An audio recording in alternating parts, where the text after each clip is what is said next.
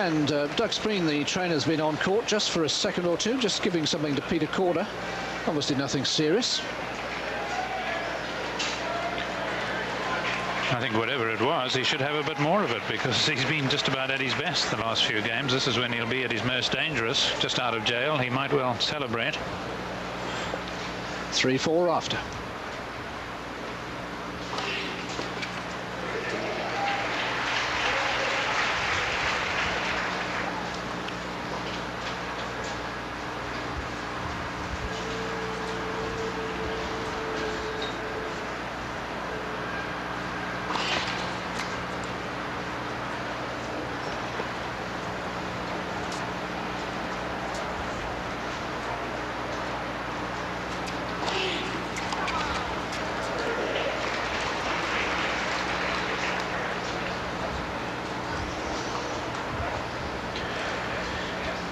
Just a stage when you don't want to think crisis averted. If you're a Rafter, you want to keep pounding away, get to a 3-point lead.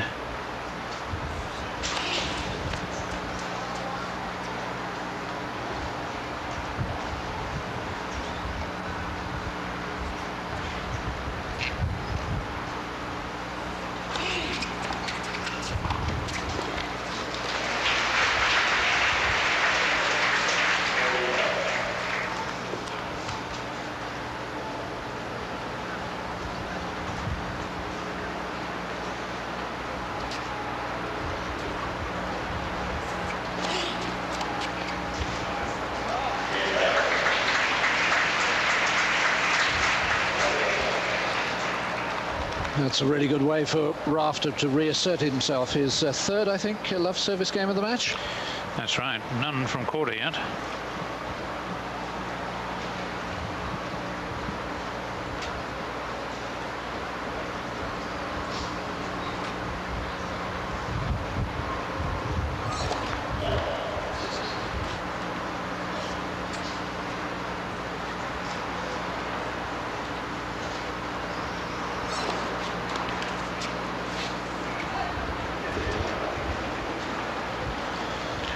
What Rafter's done so well in the last couple of weeks is return.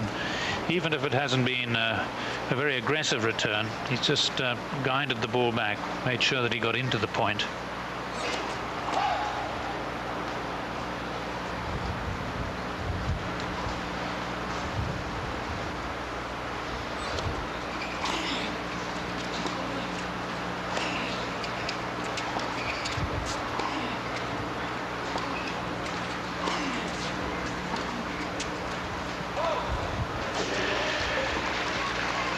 And whilst Korda's perhaps not in this game, but the last few games done all right, Rafter's quite enjoying the roll forehand suddenly. He's putting quite a bit more spin on it, and hasn't really missed one for a while.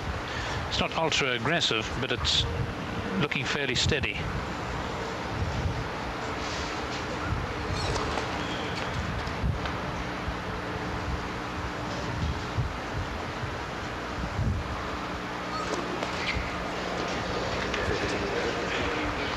The second double fault from Peter Korda, and alarm bells ringing in his ears again. 15:30, 4-all, set down.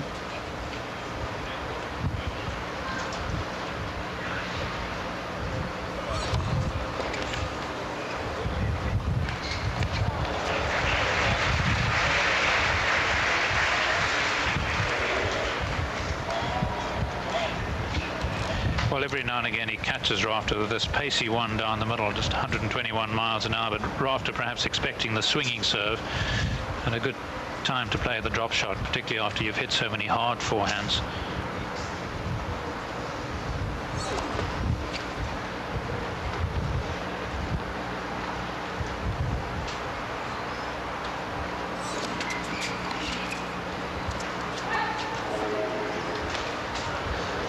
The crack of racket on court after sensing that he's had a real chance in this game, and for once missing the return.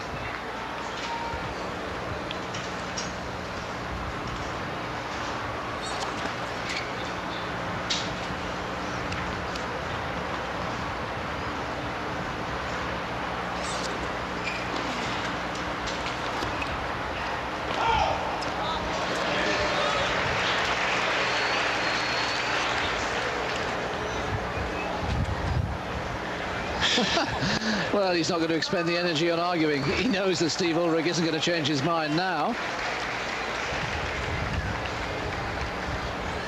Well, maybe it did just miss. Desperately close. No way Steve Ulrich would overrule on the far sideline that close. Deuce 4-all, second set. Oh dear.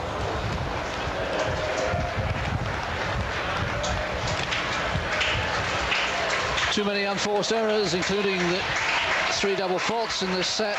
And here's Rafter's chance to be serving for the match.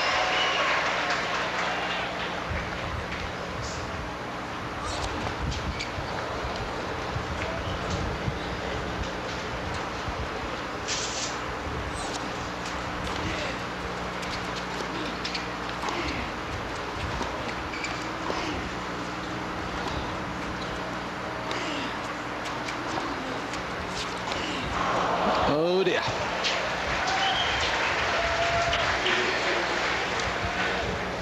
Yes, not the right shot to play, because he was mid-court. He was really trying to force the ball, and yet the onus was on Korda. Korda was the one more likely to take the risk, and once you might say, well, Korda so often takes a risk and brings it off. We've seen with the double faults that he's a little edgy. A time for Rafter to steer the ball back in court.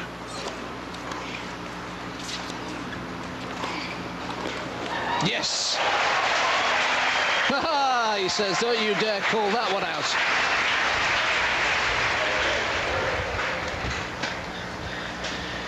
Well, Korda showing that he's not without passion and not without a bit of athletic skills as well, a la Rafter.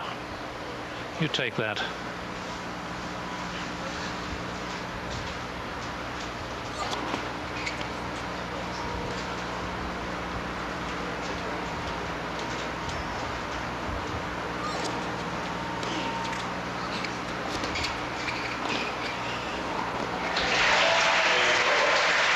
Well played, Korda. Saves the break point. And instead of serving for the match, Rafter will have to serve to stay in the set. 5-4 Korda.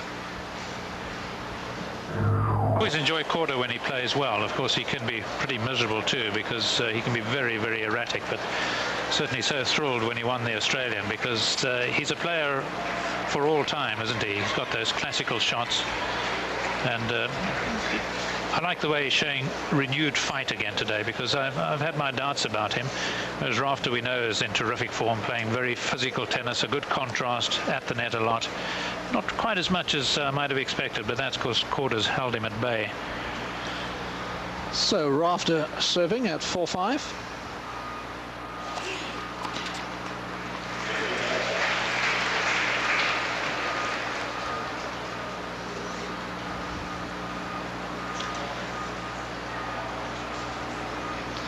Rafter changing his sweatband.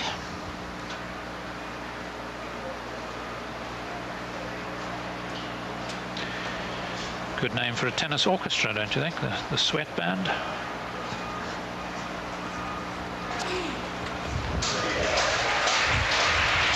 Jim Courier on percussion, Macaron Cash on guitar. Mercer and Macmillan on the cymbals, I should think. We crash each other from time to time.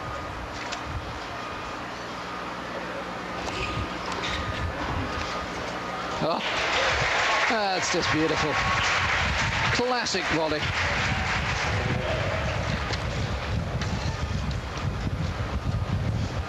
Short punch into the shot, taking the ball out in front of him, opening the racket face a little for control.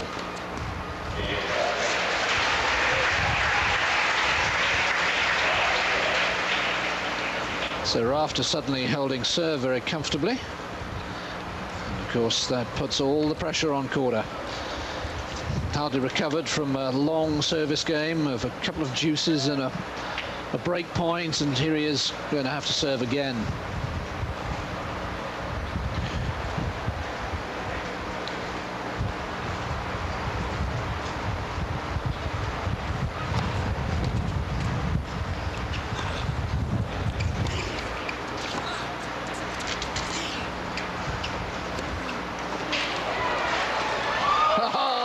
Super. thrust and parry. Well, this, when you think of Rafter and Korda, this is exactly the sort of rally you expect, and it's just a matter of who wins that last point, whether it's a volley from Rafter or a passing shot from Korda.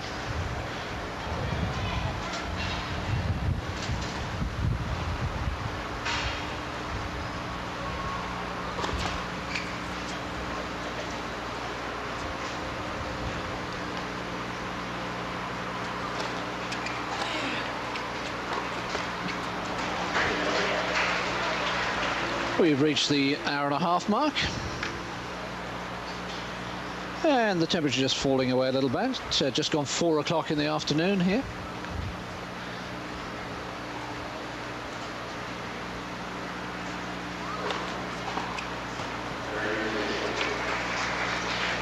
Moveth the feet, Pat. It tends to help.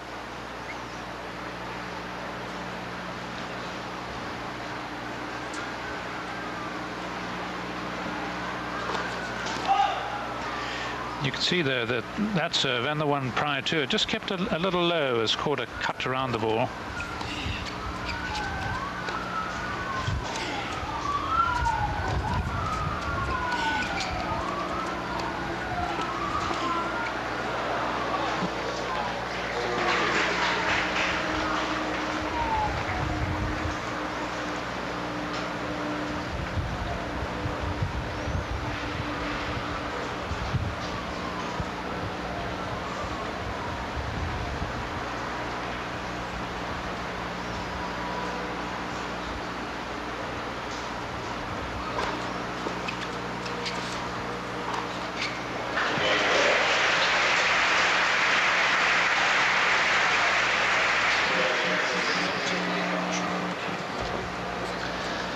.65 then. Peter Korda leads. We're on the serve. Seeing our sign there, www.atptour.com. That's the ATP Tour's website. Well worth a visit. All sorts of interesting features, up-to-date scores from all the tournaments around the world. He's through. Well, Korda, of course, not had a lot of tennis of late. He did play in Toronto, but lost first round to Spadia, 4-6 in the third. It's been a pretty sparse year since the Australian, chiefly I think because he won it. It meant so much to him. A man really who's not won that many titles, and to finally win a major like that is so meaningful. Of course, coming from the Czech Republic, a history of great players in that country, going all the way back to Jaroslav Drobny, who won Wimbledon in 1954, and also the French, Martina Navratilova, Lendl and Kerr. Mandlikova, of course, as well. So a rich history, and the Czechs have always produced good players. They have a wonderful heritage. Young Kodes, another who's been recent president of the Czech Federation as well. So when you think of all that, one can understand why winning the Australian meant so much to Korda. But perhaps, on the other hand, he's timed his year well coming into the US Open. And certainly signs here that his tennis is on the mend.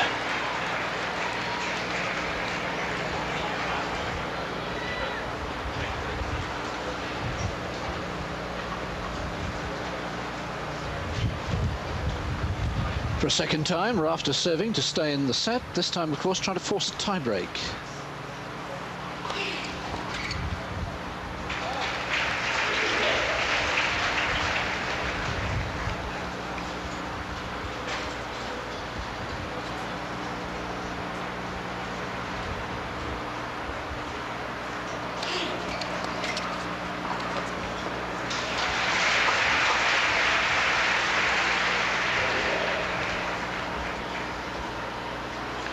Fair bit of kick, but Korda just throating this one.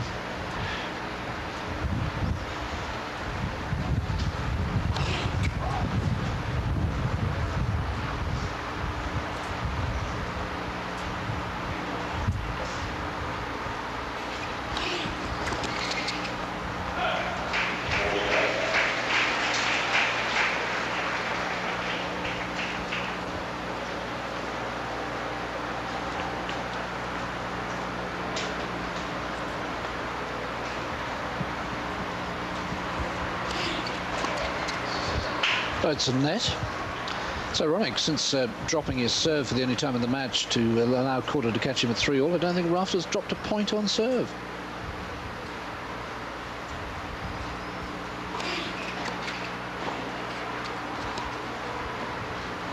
Oh, he has now 11 straight points he won.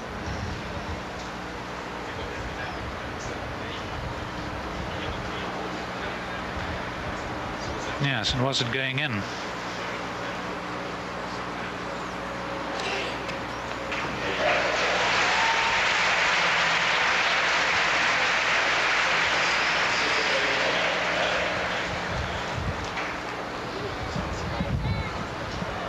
Second ace.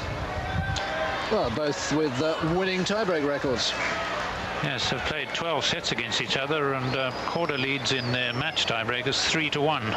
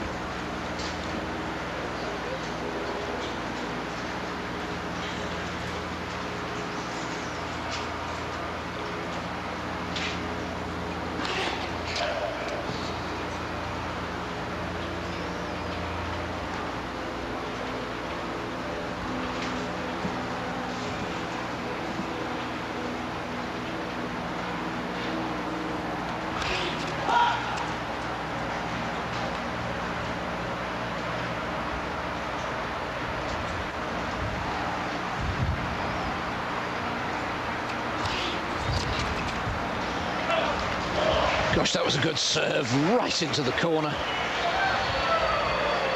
Well, some people not thinking he was into the corner, including Korda.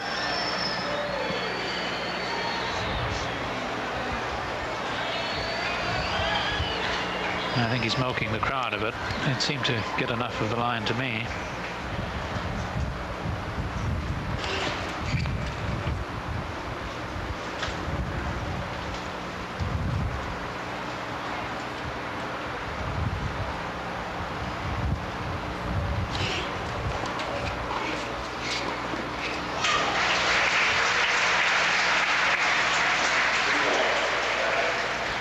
Well, Rafter won a very important first set tiebreaker in the final in Toronto against Richard Krajicek.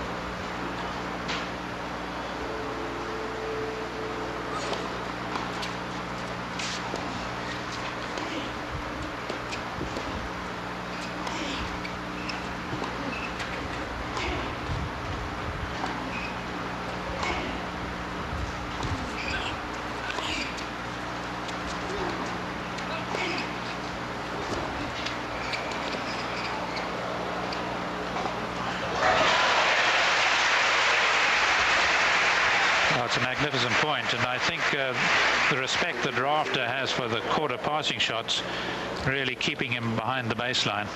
I think against many another player Rafter would have been in, but Korda's so scary.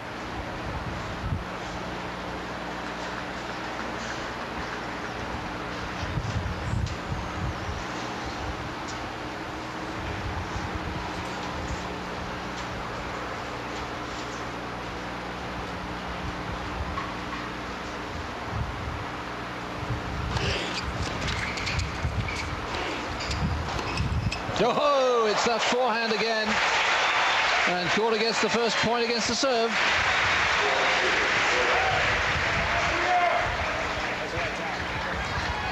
Well, an interesting point, because Rafter puts on the brake, steps back, but as a result of stepping back, it just leaves that much room in front of him for the cross-court forehand. I still initially thought it was a wise move by Rafter to have done that, but he needed more depth on his backhand.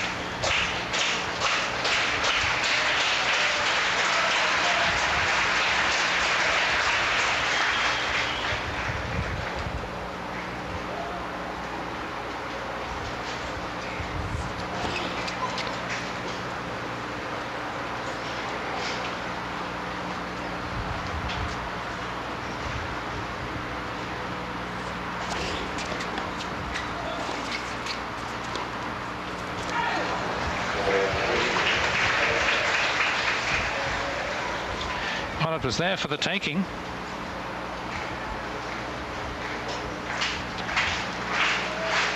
I suppose the difference was that he was playing that forehand from the right court straight down the line as opposed to cross court. He's been doing that one so well.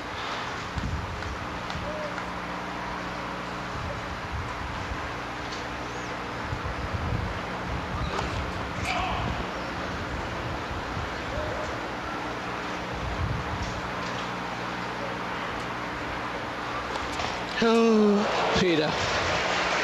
He's always had a reputation for throwing in the odd double fault at crucial moments. All four have come in this second set.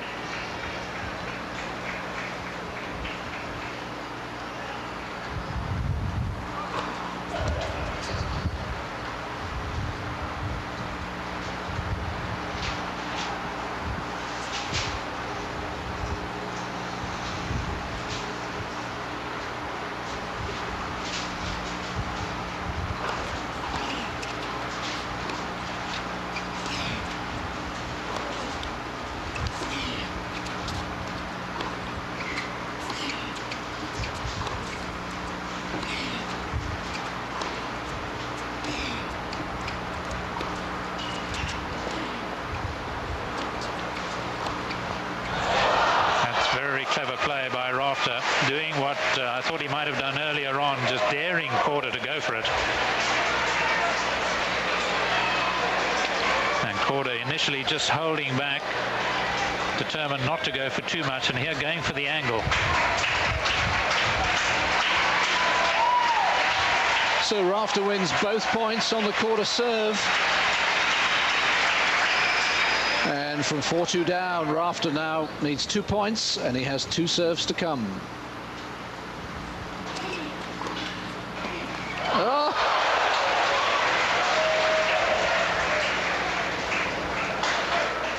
Four of the last 5 points have gone against the serve.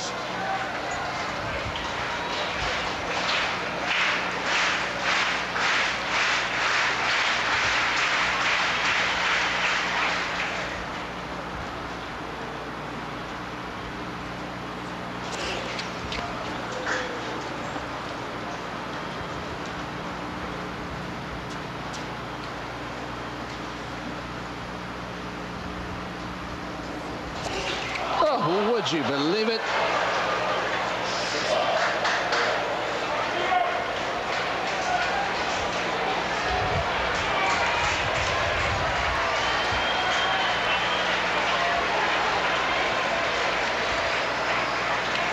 Fifth double from Rafter, and it's set point Korda.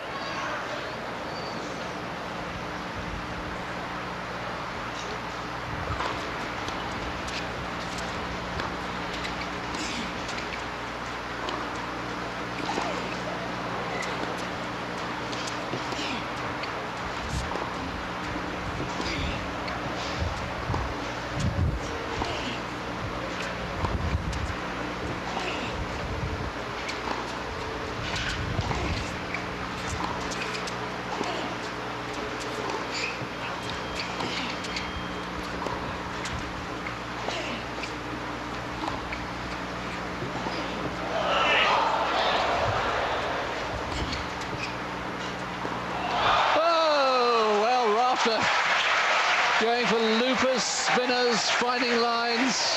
Wonderful stuff.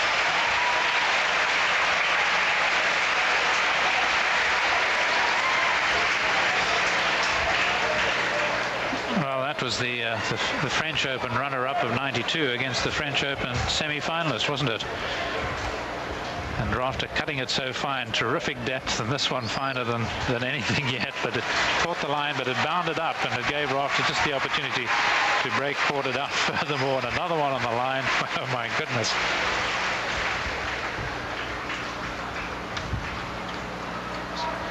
Six of the last 7 points have gone against the serve.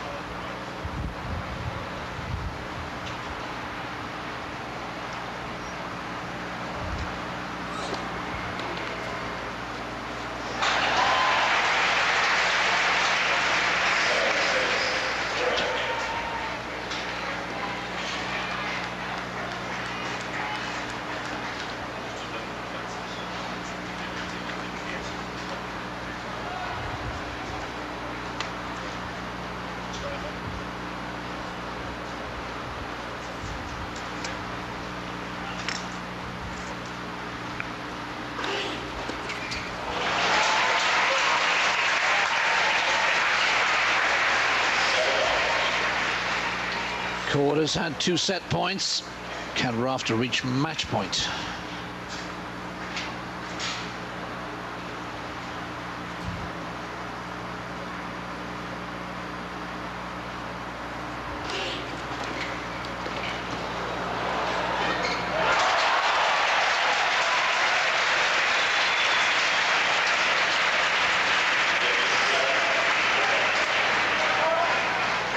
Just a marvellous return by Korda. Rafter really did so well again to get the flying forehand volley, and Korda so quick to get in there, allowing himself time for the long swing, and yet another cross-court forehand. And a 3rd set point.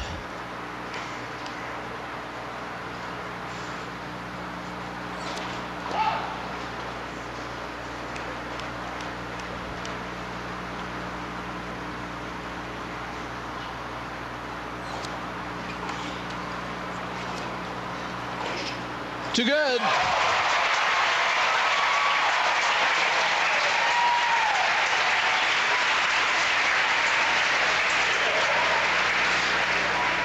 Oh, some of the crowd even thinking that the serve may have been a double, but no worries, mate. I got my backhand under control.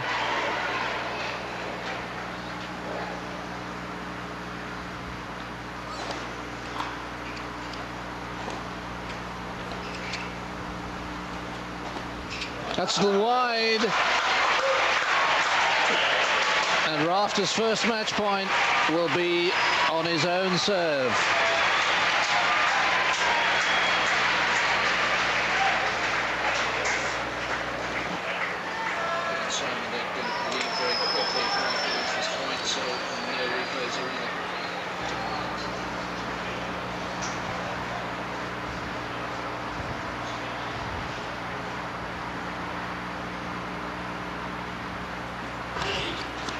He's done it. 8 successive matches won by Patrick Rafter. He takes the tiebreak by 10 points to 8, and the US Open champion and Canadian Open champion moves into the semi-finals, where he will play Yevgeny Kafelnikov. Meanwhile, Magnus Larsson awaits the winner of tonight's match between Pete Sampras and Vince Spadea. We'll be showing you that at 6 tomorrow evening, UK time, 7 Central European time. And after that, we will have the semi-finals for you, both of them live. You can see the times on your screen. Terrific match between the 2 Grand Slam champions. Rafter comes through by the skin of his teeth, saving 3 set points. Well, I said the forehand had improved, but I didn't realize it had improved to this extent.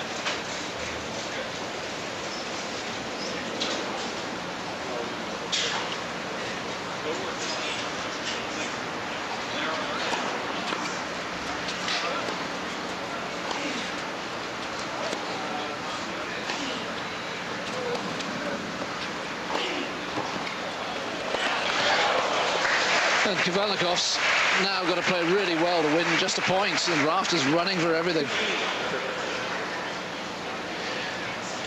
Yes, I had the feeling watching Rafter run for this, he just knew that he could make the shot, as if he could almost make shots at the end of a bungee line.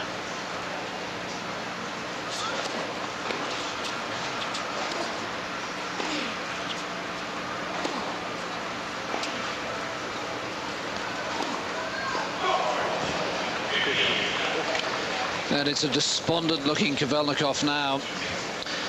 15-40, already a breakdown. It's perhaps premature to describe these as match points, but they virtually are.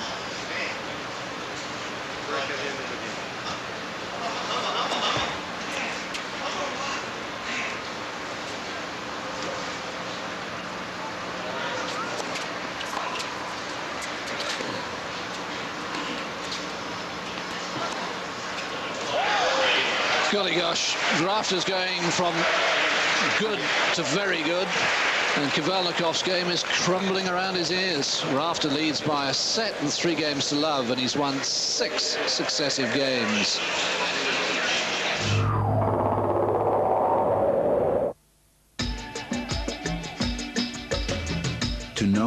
are. Just look at where we've been. As one of the world's largest international petroleum companies, Chevron has established lasting partnerships with more than 70 countries, helping develop petroleum resources for today, helping deliver hope for tomorrow. Chevron, the symbol of partnership.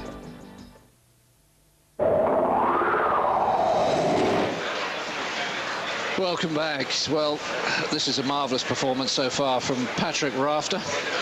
And I don't know, Fru, I sense now he's a better player even than when he won the US Open, because he struggled a little bit at the start of this year, found all the pressure and attention in the Australian season, the Australian Open, difficult to cope with, struggled through the clay court season, an early loss at the Queen's Club to fellow Australian Scott Draper, and he was very depressed at the way he was playing there. Didn't really do himself justice against Tim Henman at Wimbledon, but now, boy, is he playing well. Well, I think it's all been character building, isn't it? It's his triumph, perhaps, in adversity. Things were really going badly, and, well, my father used to say so anyway, it makes you a stronger man in the end. Didn't do much for my tennis, but it's done a lot for Rafters. You didn't do too bad. Fru McMillan with Bob Hewitt, champion here in 1972.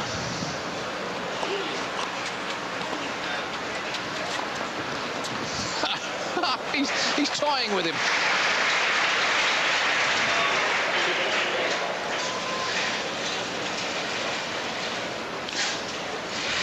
Well, what can Kafelnikov do? What of course he's got to do is grit his teeth and keep on keeping on if he can. But one-handed returns on the backhand not going to do him much good with Rafter flying as he is. He's really got to step in and try and use that two-hander. Take the early ball, ram it down Rafter's throat if he can.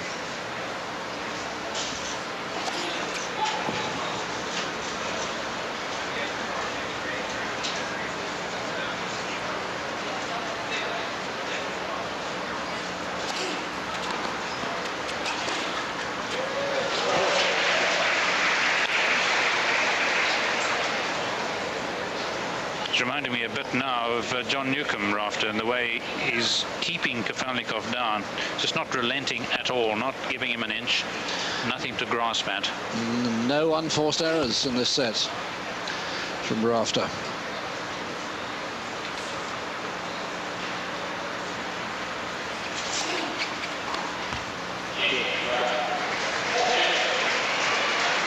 Four games in this second set, and Kafelnikov's won 1 point. I mentioned that Fru was the champion in doubles here in 72. In 70, he was the runner-up. And that 1970 was the last time an Australian won the singles here. Ken Rosewall beat Cliff Ritchie 7-9, 9-7, 8-6. That was quite a match. It was a tremendous match, actually. I remember it. Outstanding tennis. One of the best matches I've seen.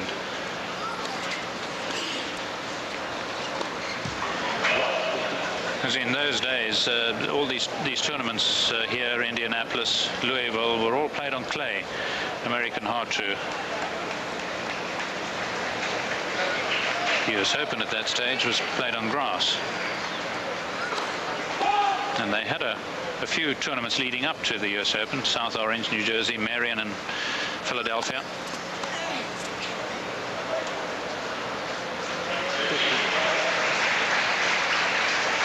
Ironic applause as Kafelnikov wins his second point of this set.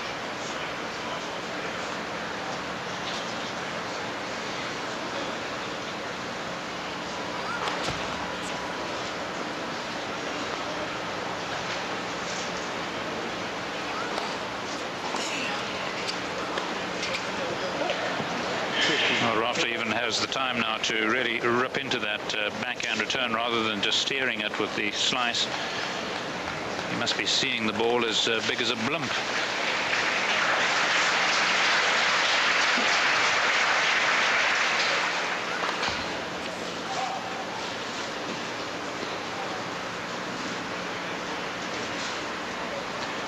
Just waiting for the ball boy to pick up a ball under the player's chair, get back to the net.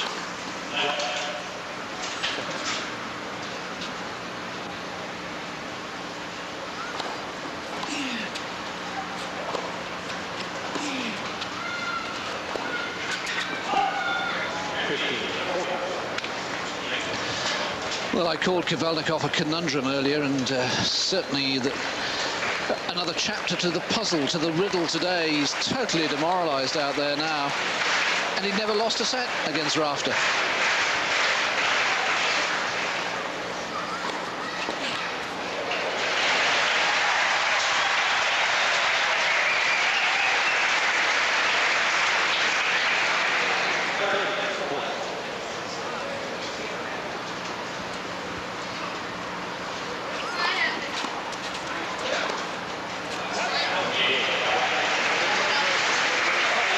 It's all over bar the formalities.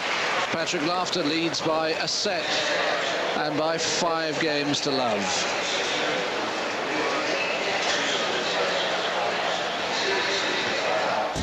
The posse rides to Aachen in Germany, followed by crowds of up to 80,000 spectators. It's not just the horses who are champing at the bit. The Aachen Grand Prix, Sunday, 1800 CET, 5 UK on Eurosport. With Rico.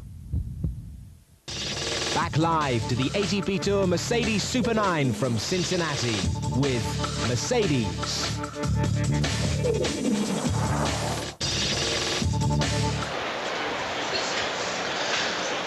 These are the past champions here in recent years. They have a special plaque outside. Andre Agassi in 95 and 96. Beat Sampras last year, and Stefan Edberg, Mats Wilander amongst the Swedish winners, as I say, the last Australian winner, the great Ken Rosewall, who's been here this week back in 1970. And the way that Patrick Rafter is playing at the moment, well, few will bet against him tomorrow. I don't think anyone will bet against him today. Well, Cincinnati's and Mason, which is just outside Cincinnati, is a town or a city with a long tennis history. One of the first tennis clubs ever established here in Cincinnati back in the 19th century. People like Big Bill Tilden won tournaments here. And it's had and produced some pretty good players. Tony Trabert hails from Cincinnati, Barry McKay, Cincinnati, Billy Talbot, who used to run the tournament director of the US Open, from Cincinnati.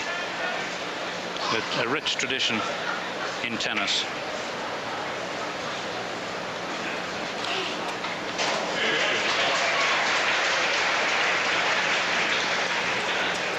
Just over an hour, and Rafter's been red hot.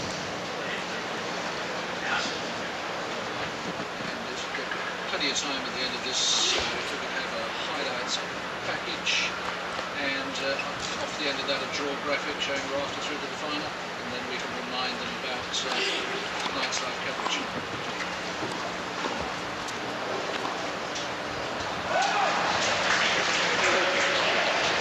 How many points is it? 3 or 4 in this set? 3? It's 3.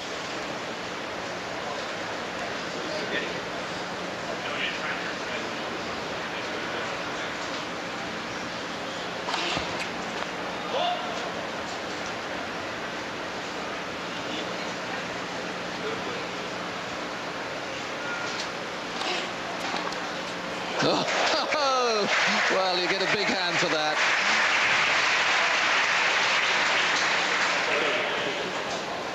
Well, it's not over for Kafelnikov. He's got to practice for the doubles.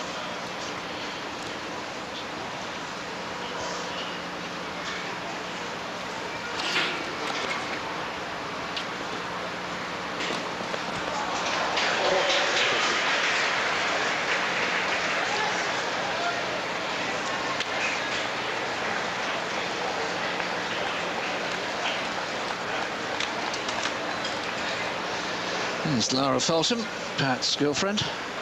2 match points.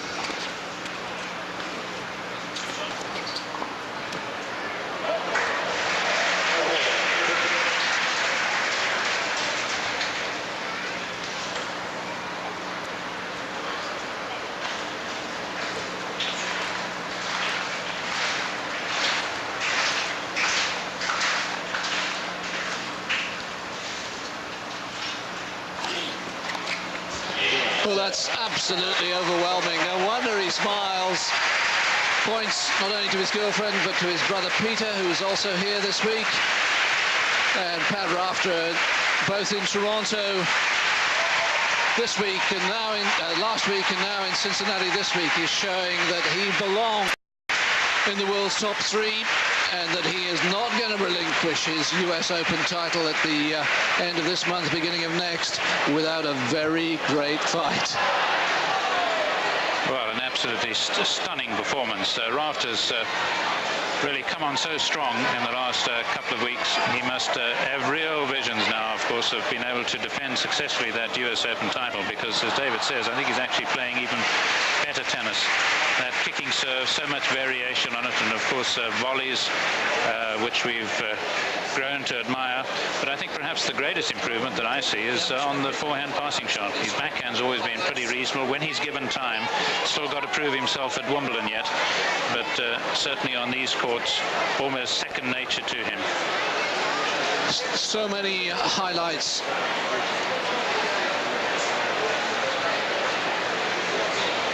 The highlights of a great performance by Patrick Rafter. Every department worked well today. Outstanding serving, great volleying, fine passing, beautiful touch around the net. A dominating performance. And he will hope that he hasn't peaked too soon and that he can repeat this performance tomorrow. But now he's won 9 straight matches at the highest level of the ATP Tour in Mercedes Super 9 events. He really is playing very, very well indeed. Let's have a quick look at the match statistics. See, 68% of first serves in, 22 winners, twice the number of unforced errors. That's just a magnificent performance by Patrick Rafter. So the Australian is through to the final, and of course he will now await the winner of our match tonight. That's Magnus Larsson against Pete Sampras. And that, of course, will start at 7 o'clock local time here in Cincinnati. We are on Eastern Standard Time. And we will be bringing it to you live on Eurosport at 12 midnight. In the UK, that's 1 o'clock in the morning in Central European time. Let's have a final thought from Fru McMillan. Well, the thought has got us around Rafter, really, because he's so overwhelmed, Kafelnikov, that I suppose all you can feel for Kafelnikov is the fact that, sorry, and he's still got the doubles to play. But for Rafter, an easy match, really, which means that he's got a lot of time now to recover before his final tomorrow against the winner of Sampras and Larsson. I've seldom seen Rafter play better. Indeed, absolutely right. So don't forget to join us for the second semi-final. That's between Pete Sampras and Magnus Larsson. But thank you for your company. For now,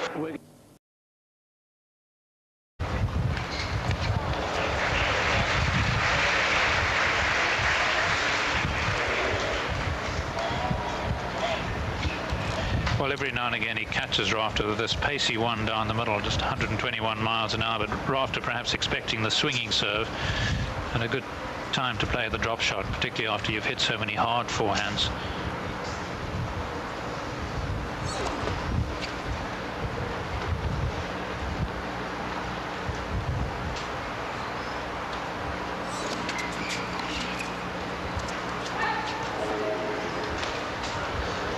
The crack of racket on court after sensing that he's had a real chance in this game, and for once missing the return.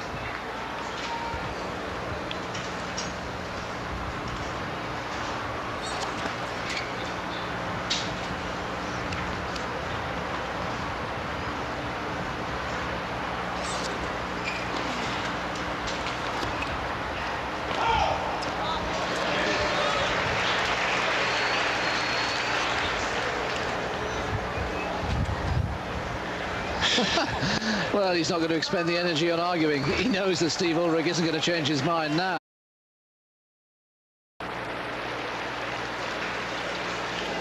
And Doug Spreen, the trainer, has been on court just for a second or two, just giving something to Peter Korda. Obviously nothing serious. I think whatever it was, he should have a bit more of it, because he's been just about at his best the last few games. This is when he'll be at his most dangerous, just out of jail. He might well celebrate. 3-4 Rafter.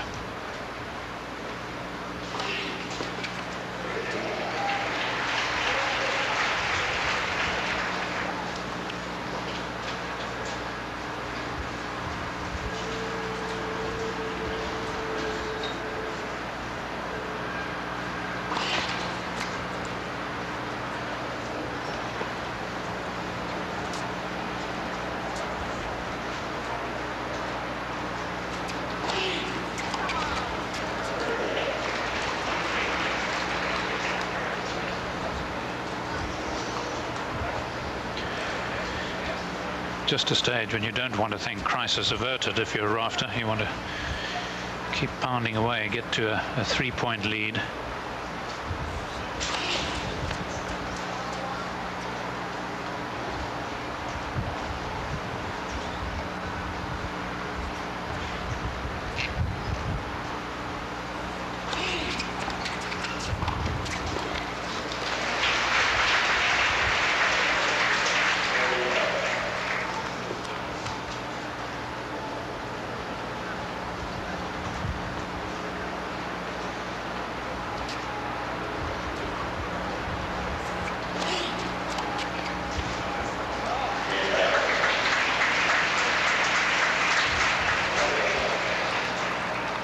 That's a really good way for Rafter to reassert himself. His third, I think, love service game of the match. That's right. None from Korda yet.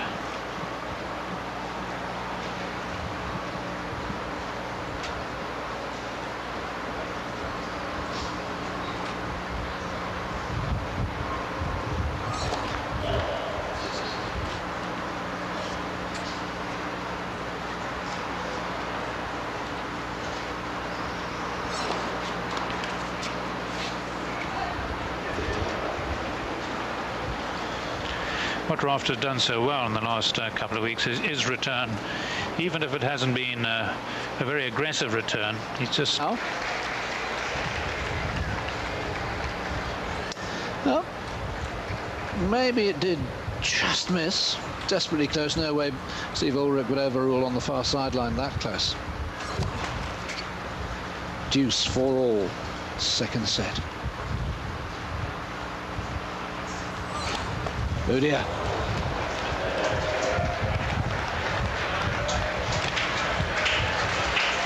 Too many unforced errors, including the 3 double faults in this set. And here's Rafter's chance to be serving for the match.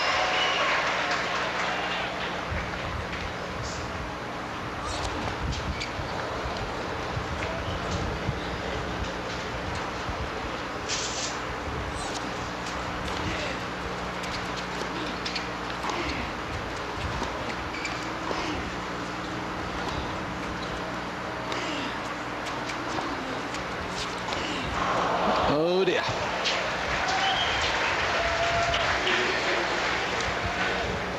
Yes, not the right shot to play, because he was mid-court. He was really trying to force the ball, and yet the onus was on Korda.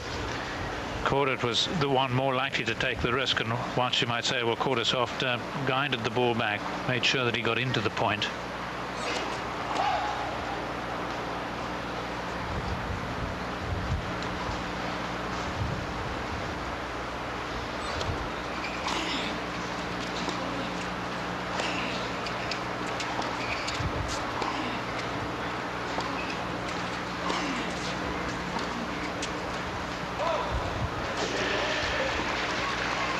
And whilst Korda's perhaps not in this game, but the last few games done all right, Rafter's quite enjoying the roll forehand suddenly. He's putting quite a bit more spin on it, and hasn't really missed one for a while. It's not ultra aggressive, but it's looking fairly steady.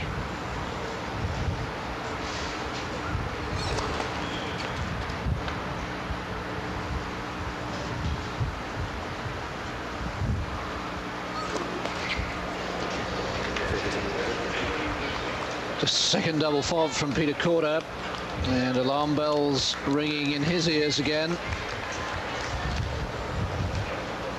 15-30, 4-all, set down.